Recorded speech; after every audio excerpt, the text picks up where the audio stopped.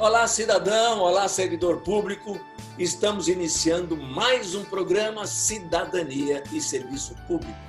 Um programa da FESPESP, Federação das Entidades de Servidores Públicos do Estado de São Paulo. Um programa que vem discutir com você, cidadão, com você, servidor público, cidadania e serviço público. E hoje um ótimo bate-papo com Luiz Milito, coordenador do Sindigesp. Voltamos já.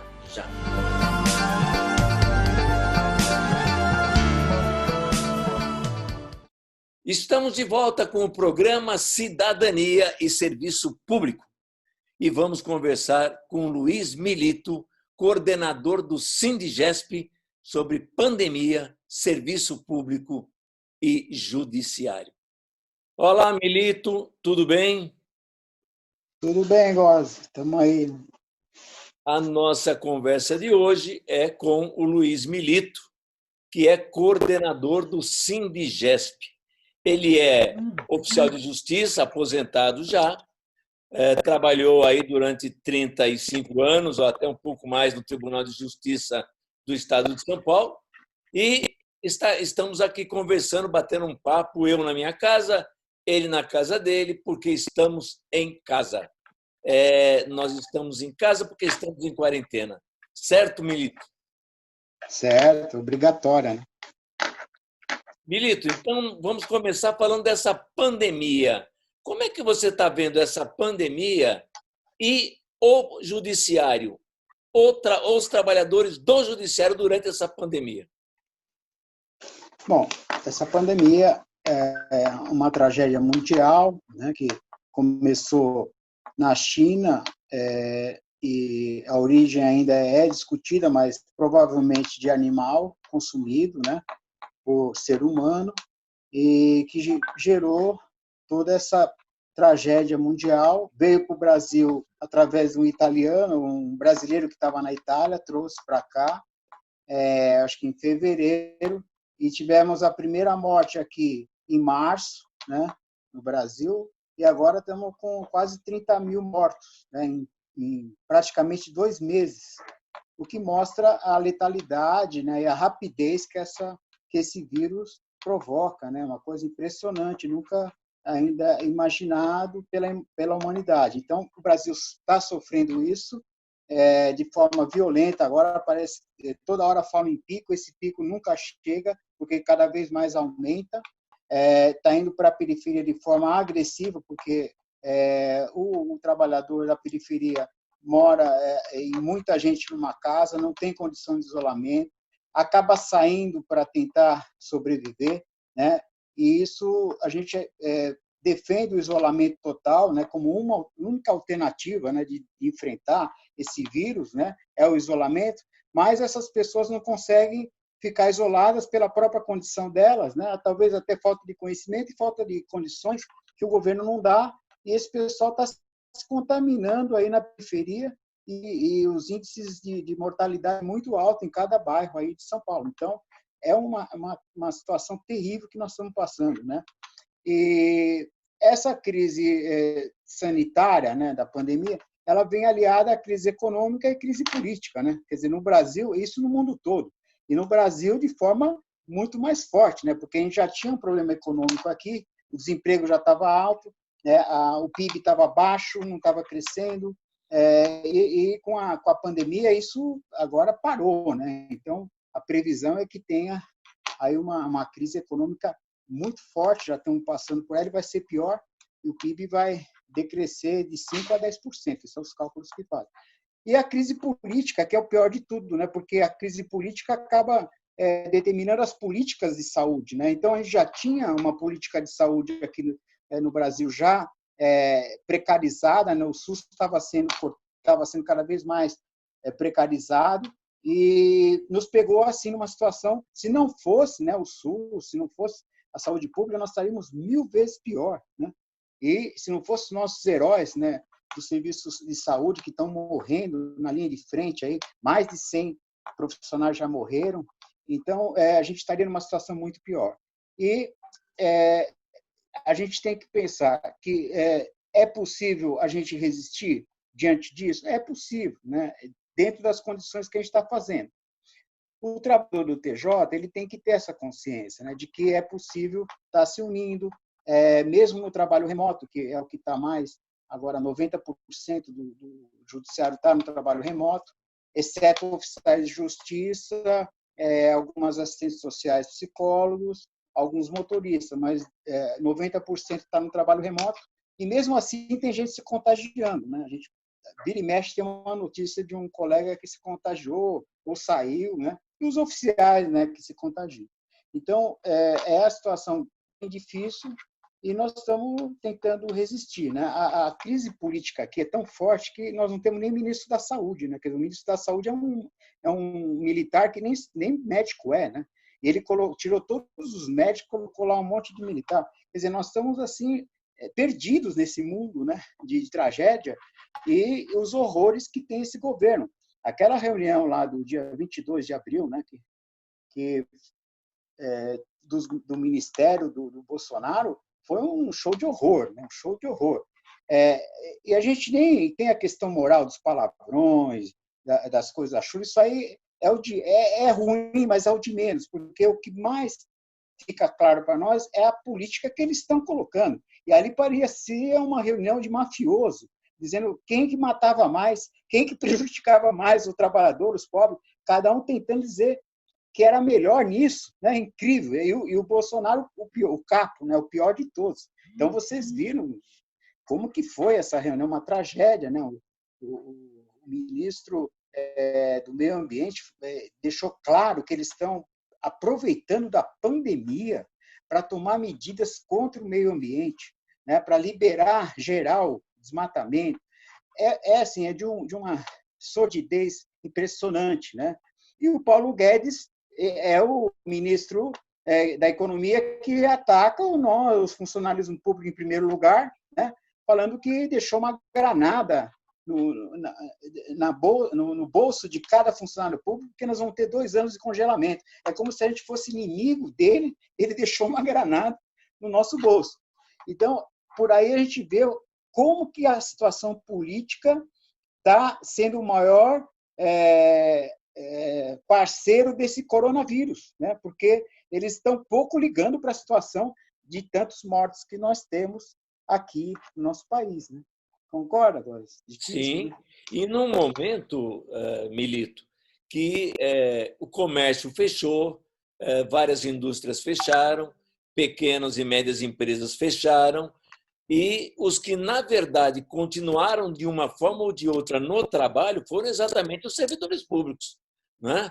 Nós temos, como você falou, os heróis de frente, médicos, enfermeiros, pessoal que cuida de limpeza em hospitais, higienização, mas temos também os outros, os que vão para a rua recolher, por exemplo, lixo, os que, de alguma forma, estão trabalhando para garantir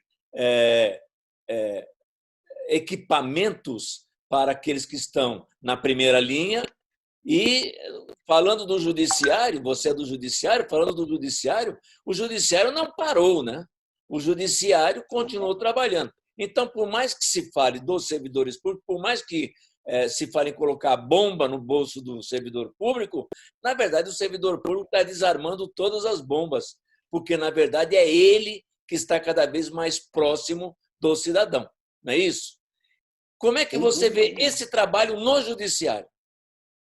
Então, o presidente, o doutor Geraldo, né, ele está toda hora fazendo homenagem, né, aos funcionários. A última homenagem foi aos escreventes, né? E ele se vangloria 5 milhões de resoluções, né, entre processos, ações que conseguiram no trabalho remoto. O trabalho remoto tem sido muito produtivo, né? Porque os magistrados estão produzindo, os servidores estão produzindo. Só que ele fala só o lado que a gente pode dizer positivo, né? Vamos dizer assim, de produção, né? A gente é servidor público, a gente gosta que o trabalho saia, né? E saia rápido. Então, esse é o lado bom, mas ele não fala do lado do trabalhador, das situações concretas. Então, o trabalho remoto é uma coisa que veio para ficar, a gente tem discutido isso, E o próprio presidente está falando que está investindo muita grana, muito dinheiro do tribunal para aprimorar esse trabalho remoto, que depois da pandemia vai ser mais ainda utilizado. O APAMAGES, né, lançou um documento para o tribunal falando sobre isso também, de continuar o trabalho remoto, de reduzir o horário do atendimento nos fóruns. E ele não vê o lado, por exemplo, que o funcionário põe o seu equipamento, usa a sua energia, usa o seu espaço de casa, né? Muitos nem têm equipamento, acabam nem conseguindo baixar o SAG, não conseguem fazer o trabalho, e trabalham, às vezes, mais que 8 horas, porque muitos colegas falam, eu começo a trabalhar, aí eu fico envolvido, e eu tenho que resolver um negócio, eu continuo, quando eu vou ver, 9, 10 horas da noite, né?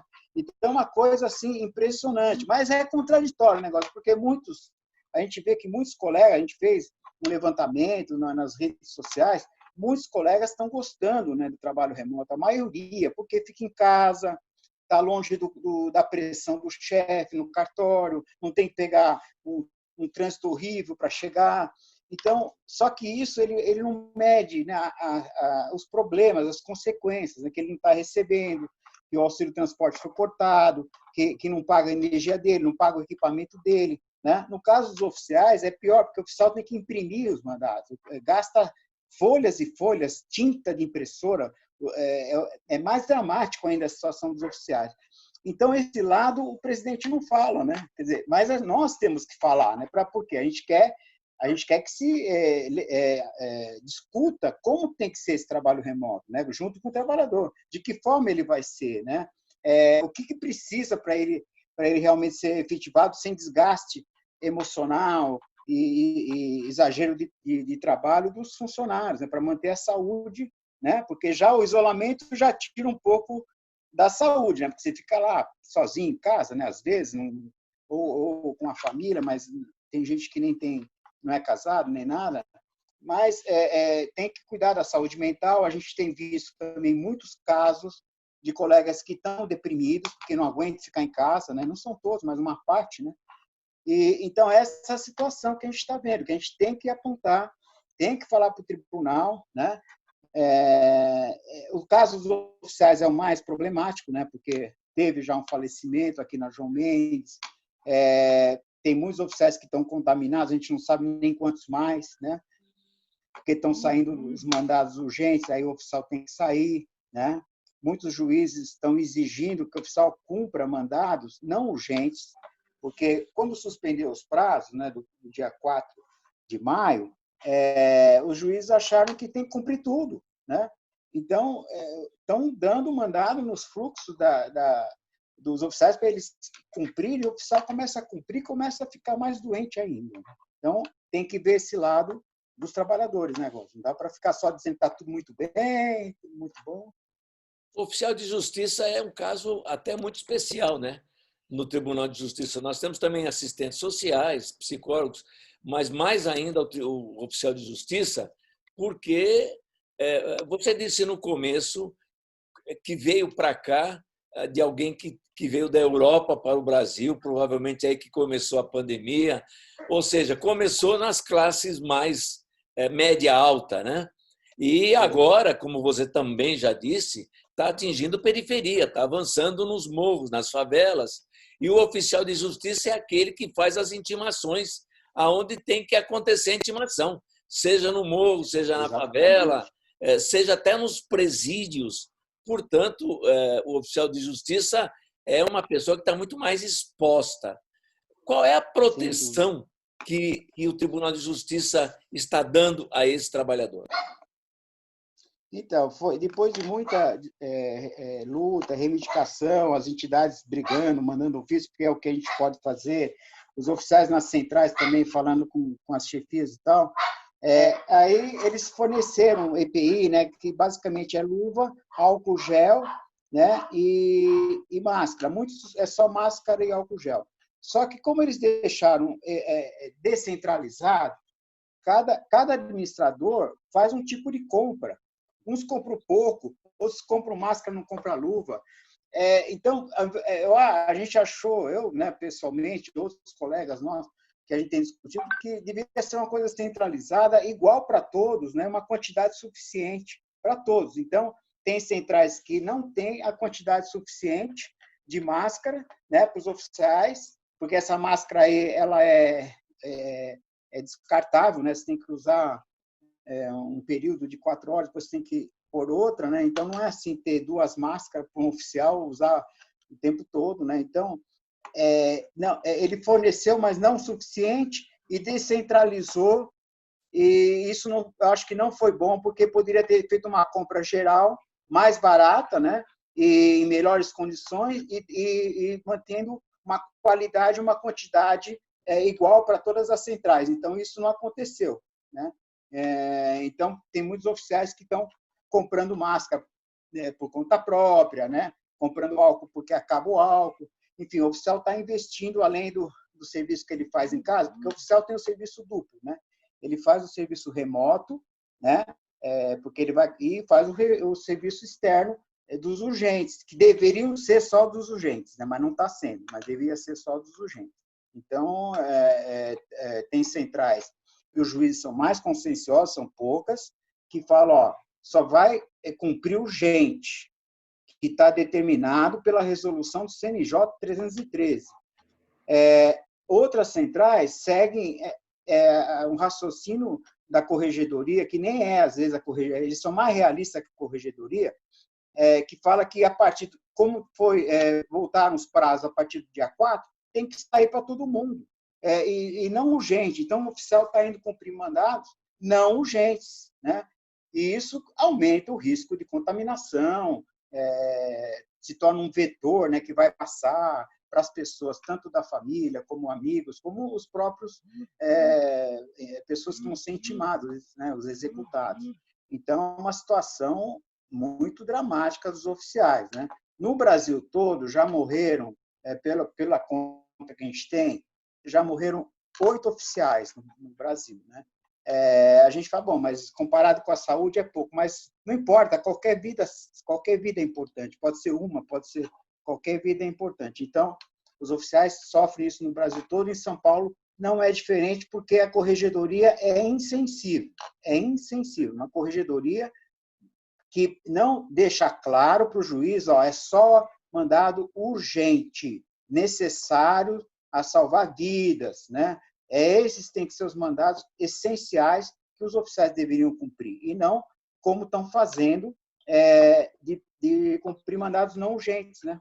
Então, a gente tem juiz, por exemplo, que mais consenso são poucos, né? Que falam, não, só vamos esperar assim que acabar o trabalho remoto, né? Que não tem prazo ainda, eles estão prorrogando para dia 14 de junho e tal.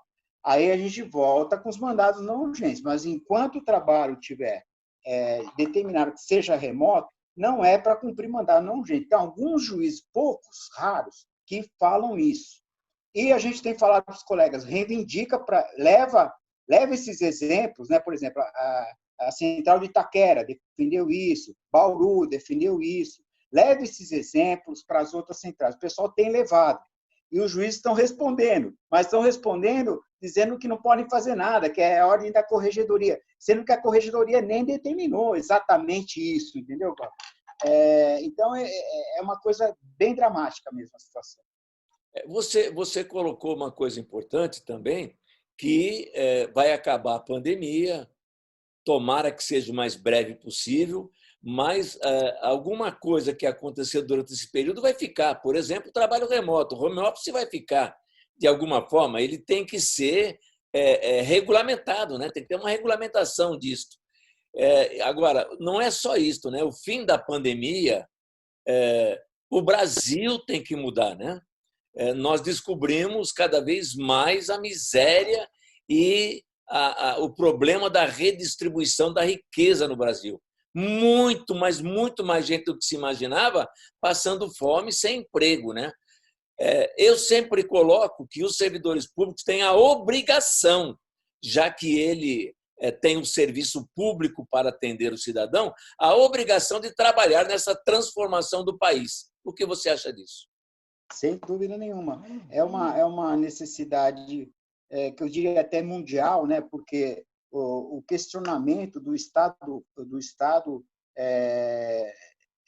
não social, né? O Estado mínimo, é uma questão que existia no mundo, em vários países, né? Alguns mais, outros menos.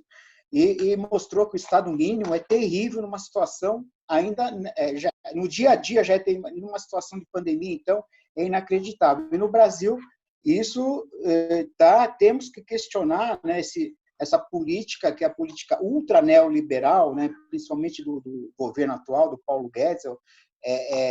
Cada vez mais ele está falando em tirar dinheiro do serviço social, criar cada vez mais uma situação difícil para os servidores, e a gente tem que ir ao contrário disso. A gente tem que dizer, não, o trabalho do servidor público é super importante e mostrou isso cada vez mais nessa pandemia. Se não fossem os servidores públicos, nós estaríamos numa situação terrivelmente pior do que nós estamos agora.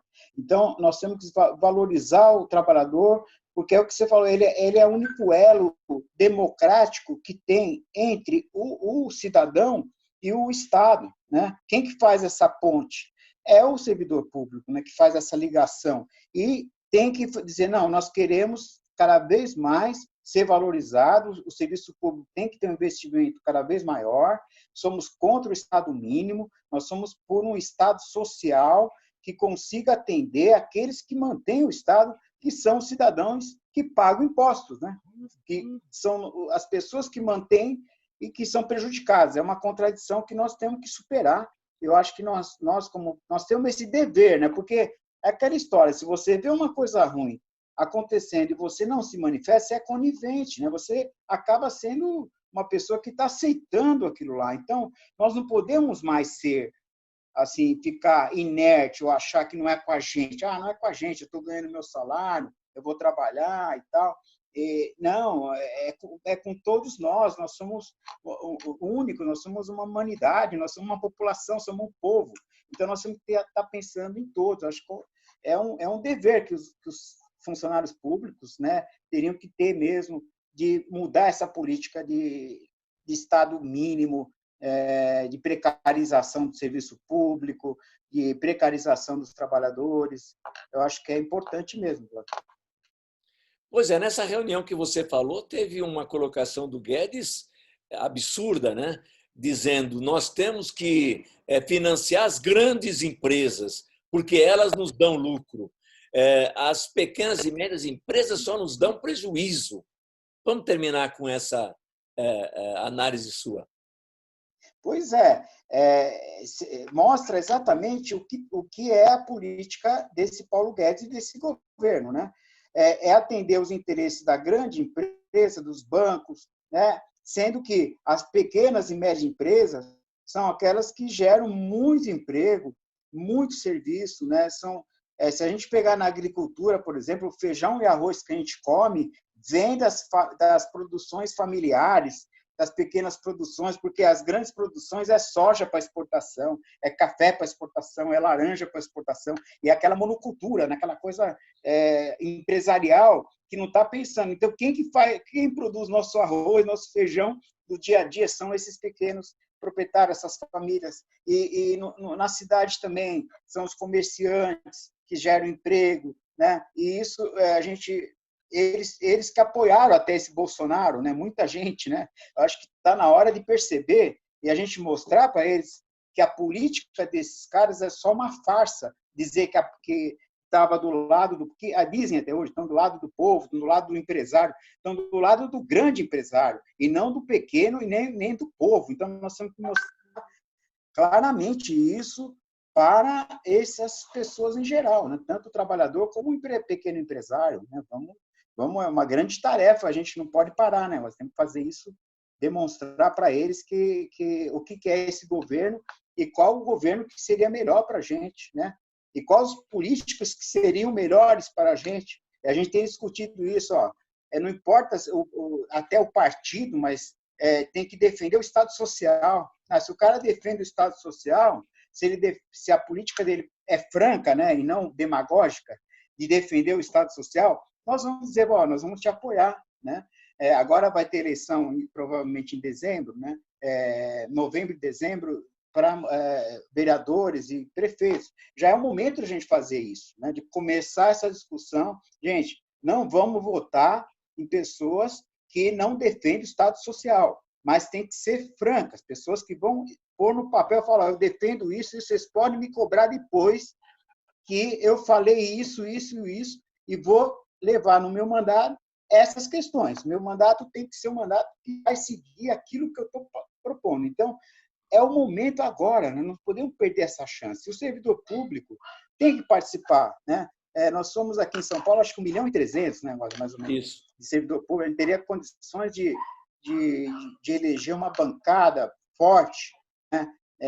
Não pensando na gente assim como pessoal, pensando no serviço público, né? Na importância do Estado Social. Acho que é um debate que a gente tem que fazer urgente para esse ano já, né? Que já vai acontecer. Com certeza. Milito, nós chegamos aqui no final do nosso encontro, foi muito boa a conversa. Tem 1 minuto aí para as suas conclusões e a gente termina. Tá certo, eu quero agradecer a PESPESP e você por ter dado essa oportunidade. A gente está falando um pouco aqui, né, para todos os ouvintes, né, que são servidores e não servidores, né, nesse momento trágico que nós estamos vivendo. E nós, as entidades, nós do Sindigesp, que é um sindicato também que está preocupado aí com a organização e a unidade dos funcionários do Poder Judiciário, está junto nessa luta. A unidade agora tem que ser uma coisa acima de tudo, né? Nós temos que, além das fronteiras do sindicalismo, além das fronteiras da categoria, a gente tem que partir para uma unidade e uma união geral de todos os progressistas, seja de partidos, seja das centrais, para que a gente consiga derrubar o Bolsonaro, né, esse governo, porque ele é o principal inimigo, ele é o vírus, pior que o vírus, que é o coronavírus.